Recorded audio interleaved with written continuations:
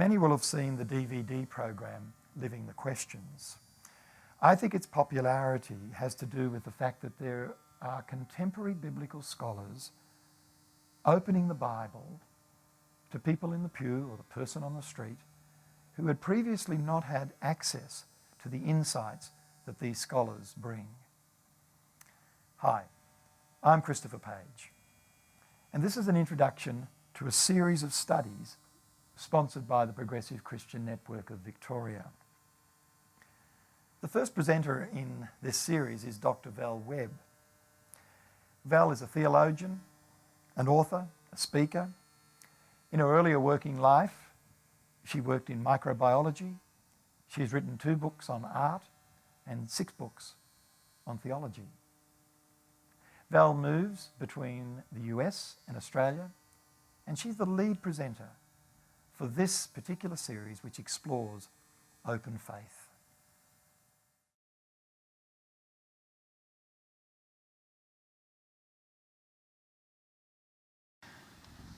Well, welcome, Val. Thank you. Thank you for being a part of this series.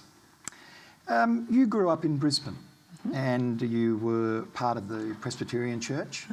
Your mum and dad were active church members? Very much so.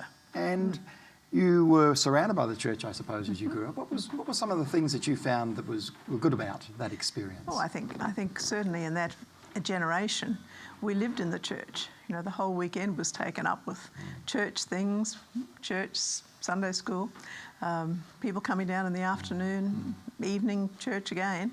So really your whole life was the church. Yes. And that continued through your youth when you were a It teenager? continued right through my youth and my young adult life. Yes. And off to university, Queensland Off to university, yes. Did science at university. And then, of course, that brought another whole lot of issues in for me as to what I was thinking. And while at university, you're still involved in the Christian church, in the church and oh other yes, groups on Evangelical campus? Union and Grads Fellowship, right through the whole series, yes. When did kind of theology start to become an important part in terms of thinking about your faith and bringing some of those aspects into it? When did that start to happen for you? Well, it started to happen very early because I think I had questions from almost as early as I could remember being able to think about it. I was what I think Spong calls a God-intoxicated child because God was, to have a relationship with God and to feel God, all these things were so important. I can remember lying in the backyard looking up at the clouds hoping I'd get a special little, signal from God, a bit of light coming down or sign writing in the sky, something that would give me the assurance. But I had so many questions. I can remember in my early teens questioning resurrection, questioning all these, was Jesus God? How did we know? How could we know the Bible was true? But because I was so involved in the church and the whole of the family were, that it was my fault. I guess I took the blame for it. So thought I just have to be a better person, a better Christian. And were you tempted to give it all away and just find another way? I was never tempted to give it away because I think it's more than just your own thoughts. It's your family. I mean, my whole life was in the church, and so you had parents, you had friends. Everything I did was there, and so the whole struggle was, how can I feel as confident about what people believed as everybody else seemed to? Because I guess assumed that it was my problem. Yes, and I know because I've read your book on doubt that you started to shift in terms of seeing doubt not necessarily as the enemy, but as an intricate part of Christian faith. Well, that was a long, long journey to get to that point because through university, obviously doing science, and you had that whole scientific conflict coming in at that stage as well. I went on and did graduate studies in science. I worked in research, so it was a long process still trying to balance, what was being said in a fairly probably literal way of belief. Everything else had to fit into the belief system rather than the other way around. Your science had to fit into the belief system. So there was this constant struggle. I remember my first year at university just staying up till 3 a.m. every morning trying to convince myself that the bodily resurrection happened. And then the next morning I'd get up and the first thing I'd think about was, but what if it didn't? So that struggle was there. So it was a long time to get to get into give myself permission to ask the questions. And the way I did was to go back to university in my early 40s and do theology. Yeah. Did you have any community that supported you in that? Or did you find any church that was on a similar journey? Well, I think in my early years, the church was fairly much, we didn't doubt. No. The doubt has been a negative in the church for centuries, ever since poor Thomas.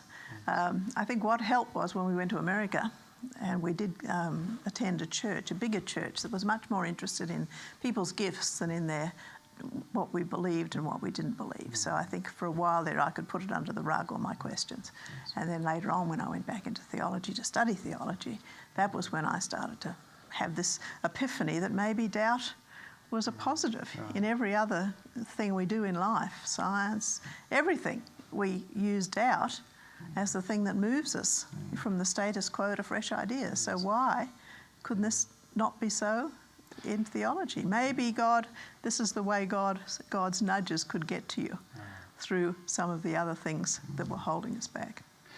And yet it still seems to be a very fearful thing for many people sitting in the pews today. It is, and I sort of think about it. That book on doubt came out in 1995, and I think it was probably the first book that actually addressed doubt as perhaps a positive that led us on to fresh ideas. Up till then, we were still condemning anybody that had any doubts, or else telling them that they'd be all right once they got over it. Don't say anything yet, but when you're over it, yes, then you can start talking about your doubts. And since the book's come out, I still get letters once a week from somebody around the world who's read it and has felt that it gave them permission, permission to ask the questions. And that's the important thing, having the permission. Yes, having that permission to be able to not say that the thing is the way it was when you were a child. There is obviously differences as an adult, as one matures, different issues in your life and so forth. Yeah. So, in terms of your progress toward, what would you call it? Would you call it a progressive faith, or is there some other word that you would use that describes your faith now? Where I am. Yes, where you are, that's it. Where I am at this particular moment of time, maybe not tomorrow. But not static necessarily, still moving, yes. Yeah. Well, I think progressive has become a word that we've used a lot. I guess we've inherited from the American idea of progressive Christianity. I know a lot of people worry about the term because in some ways it can mean, we're progressing and everyone else is regressing, which isn't the idea at all. But the thought behind progressive is that we're open. It's more of an openness to allow things to come into our lives and to evolve in our own journey. It stands to reason when you think of what we know today that we didn't know last year. Now, if that can't influence us and help us to come up with fresh ideas, we've got a problem. And so I think the progressive idea means that we are trying to be open so that we can move forward. And then that way it's probably a good word. But openness, I think. And so open to one's life, faith, the world? Open to everything. Open to everything. I guess the older I get, the less boxes I want. Because I think we've lived in sort of arriving at a place, rather than being on the journey. Journey, everyone talks about a journey, but it's still a good word because the journey of life, I think, is what we're all doing, and it doesn't make it a religious journey necessarily. It just means that in every day is a new beginning, basically. Yes. And there are many people, theologians and biblical scholars, people in the pew, ministers who are very much actively encouraging a more progressive approach to Christianity. Yes, I think there are a number of people that are encouraging this. I'm maybe not as many as we'd like. I still find it's difficult in that. I've been fortunate in being a theologian, but not being ordained because I'm not. Actually, I didn't make a promise, maybe that way, and I think that's given me a freedom that maybe some clergy don't have. Yes. But I still think we have to get more and more clergy if this is the way they feel themselves, and I think that's the problem. There are a lot of clergy that do feel that they're on the progressive journey too, but aren't quite able to share that with their congregations. And I feel strongly about this because as a child and a young adult, I had all these questions, and I remember sitting in church every Sunday and hearing people give the party line or talk about never questioning the virgin birth, never even suggesting that there might be another way to think than a bodily resurrection. And I was just waiting for someone to open the window and just say, you know, maybe there's another way to think. And as I tell in the books, after when I did finish my theology, then I had people say to me, well, of course, clergy people, I've never ever really believed in this or that or the next thing. And I just wanted to say, why didn't you tell us? Yeah. You know.